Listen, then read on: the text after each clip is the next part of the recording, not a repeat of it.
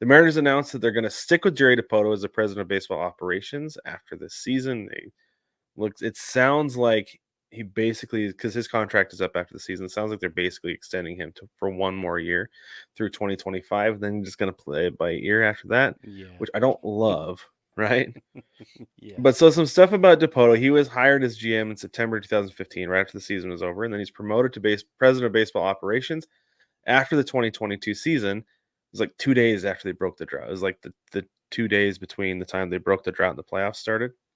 Yeah. They promoted him, and then they also promoted, I can't remember, Justin Hollander was something like, he's something to do with scouting or player development, I think. I can't remember exactly where he was. Maybe he's like a film guy. I don't know. But they promoted him to be GM.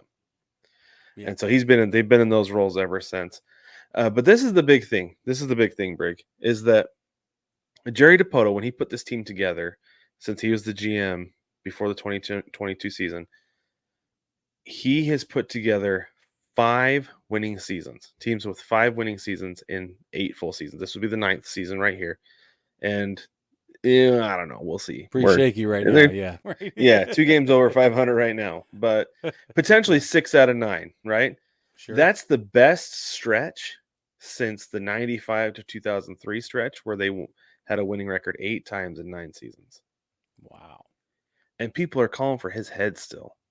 They are. When he put together this great team. I will say this. Since 2022, the Mariners have obviously taken steps back, and I think I brought this up before. I don't think that Dipoto is the problem. I think Justin Hollander is the problem, because I don't think it's a coincidence that he got that role, and then things started going the opposite direction. But really, what it comes down to, Brig, because they fired the manager Scott Service on August 11th after a 1-8 road trip. Then Dan Wilson replaced him. But it feels like John Stanton said, Dipoto, if you want to keep your job, Scott's got to go. It's you or him. Ruh-roh. Yeah, it feels a lot like that's what happened. And because I always thought that they were going to be a package deal. I was like, as long as Dipoto's here, Service is going to be here, because those two are their boys. Yeah, so Dwight. Well, that's not the case. They have been separated. The teacher put them on 2 sides of the classroom. Separate. They didn't just put them on 2 separate sides of the classroom. They are in separate classes now. That's right. They called the principal. They've been separated. Got the principal involved. Exactly right. And so they are in separate classes. But I don't know. I think it's good. I like that they're bringing Dipoto back. Maybe you get rid of Hollander and give the keys entirely to Dipoto and let him put this thing back together and figure it out. Every GM, every president of baseball operations, everybody who puts together a roster has their blind spots. His obviously has been putting together a competent offense. Mm-hmm. Certainly not pitching, because the pitching staff is unreal.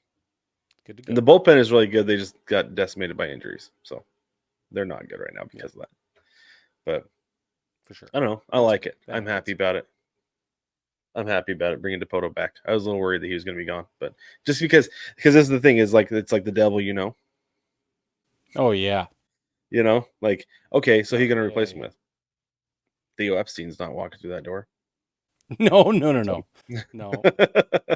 Although, in a perfect world for you guys, right? Like, well, that was the thing. Is like, well, who are you going to get? I don't know. Theo Epstein. Yeah, right. Okay, let's stick with Dipoto. Okay.